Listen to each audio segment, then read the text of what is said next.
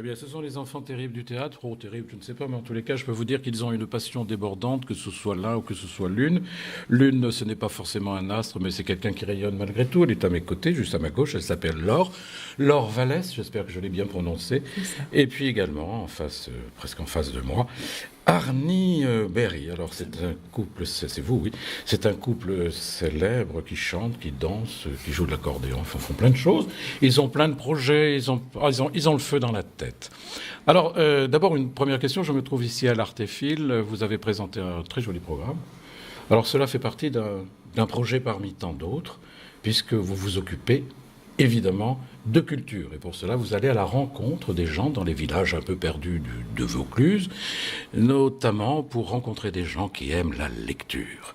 Alors, vous êtes non pas une bibliothèque ambulante, hein, non, mais c'est vous qui apportez la bonne parole. Alors, expliquez-nous, alors à tour de rôle, ce que vous faites. Alors, qui commence? C'est Arnie, c'est Laure. Ne vous battez pas. Eh ben, moi, je ne sais pas si on apporte la bonne parole. En tout cas, ce qu'on essaye de faire, c'est de retrouver un peu les principes d'éveillé, qui sont ces moments un peu délicieux où on se réunit autour du feu et on échange des histoires qui font rire, des histoires qui nous touchent, des chants aussi.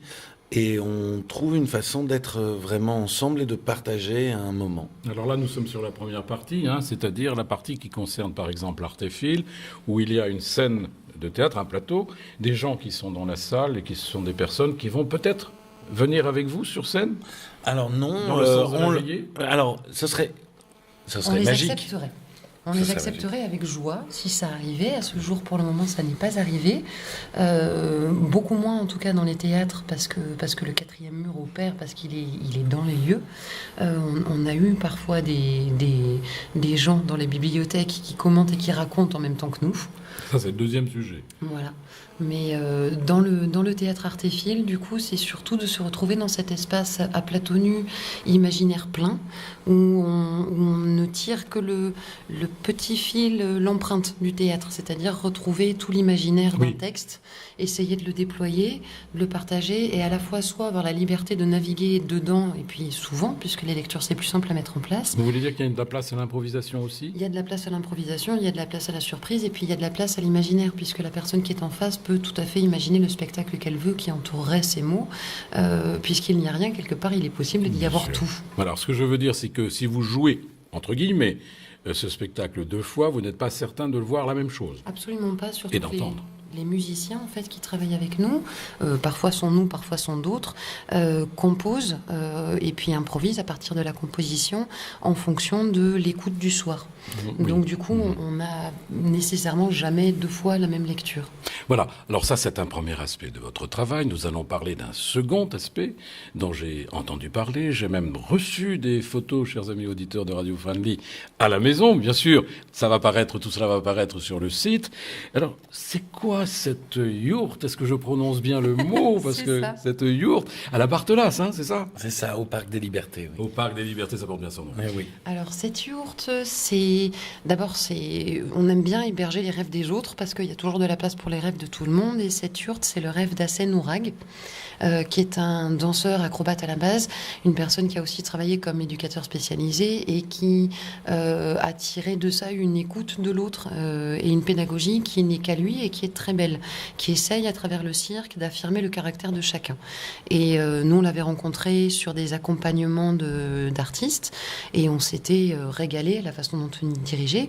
Et il n'avait plus d'école, donc on s'est dit, un homme de cette qualité sans école, ma foi, c'est dommage. Donc on l'a retrouvé par les hasards de la vie en décembre l'année dernière. On a commencé à retourner avec lui dans les écoles dans lesquelles on va, puisqu'on agit pas mal dans les écoles de quartier, où on a vu que les enfants avaient toujours la même joie. Cette soif de culture aussi? Oui. D'apprendre, d'émerveillement. C'est ça. Oui. De découvrir, de se perfectionner, de se sublimer, de s'affirmer, d'exister, d'être là Quand ensemble. je vous disais que c'était deux artistes qui ont l'âme chevillée au corps, mais non, c'est même pas au cœur, c'est à la passion. Hein. Franchement, formidable. Et donc, du coup, coup, il lui fallait un espace. Et comme c'est un homme modeste, au joli sens de la modestie, il lui fallait une école qui soit à la taille de sa modestie. On s'entend, pour moi, c'est une valeur, c'est-à-dire un petit cocon dans lequel il est possible d'y être douillé et d'apprendre le cirque de manière douce et tranquille, sereine. Donc, du coup, on a construit une yourte intégralement. On est parti de la planche et du rouleau de tissu. Alors ça, écoutez, je peux vous dire que cette jeune femme qui est à ma gauche, elle n'a pas des bras de routier. Je n'ai rien contre les routiers, hein, c'est pas ça que je veux dire. Elle n'a pas des gros bras, quoi. Je me demande comment elle a pu faire. Ils n'étaient pas nombreux. Combien vous étiez à faire ça? On était 4 permanents avec quelques amis et volontaires qui sont venus nous aider. Et voilà, on a pendant un mois. On a fini, on l'a posé, on l'a dressé mardi, on l'a vu se mettre en lévitation, on était très heureux. Et on a accueilli avant-hier, mercredi, les premières familles. On a accueilli 150 personnes qui sont venues voir l'école, la visiter, sous forme de yourte. Donc dedans, dans ce petit cocon de bois. Et à côté, il y a des petits espaces, des petites tentes qu'on a conçues aussi pour les parents, les accompagnateurs, avec des bibliothèques solidaires, avec des jeux, pour que ceux qui attendent puissent attendre confortablement aussi, et que ça puisse être, au-delà de l'apprentissage du cirque, aussi la pause à la campagne, avec des mots, avec de la simplicité, pour un petit peu toute la famille. Alors, l'inspiration. Bien sûr, mais comment ça se passe sur le plan pratique? Sur le C'est plan ouvert pratique, tous les jours? C'est comment ouvert ça marche le mercredi et le samedi. Il y a tous les renseignements sur le site de la compagnie cie.c.com. Vous pouvez le répéter. cie.c.com. Alors voilà. Et du coup, de 10h30 jusqu'à 19h, il y a des cours pour toutes les tranches d'âge. Aussi bien le mercredi que le samedi. Et il reste encore quelques places, mais pas beaucoup. Ça y est, c'est fait. Plus beaucoup. Tant mieux. Mais alors, à ce jour, on sait que l'école est pérenne, en fait, que les postes formidable. sont assurés, que tout va bien. Donc du coup, ce qui se rajoute maintenant, c'est plus pour le plaisir qu'autre chose. D'accord, c'est pas votre lieu d'hébergement quand même.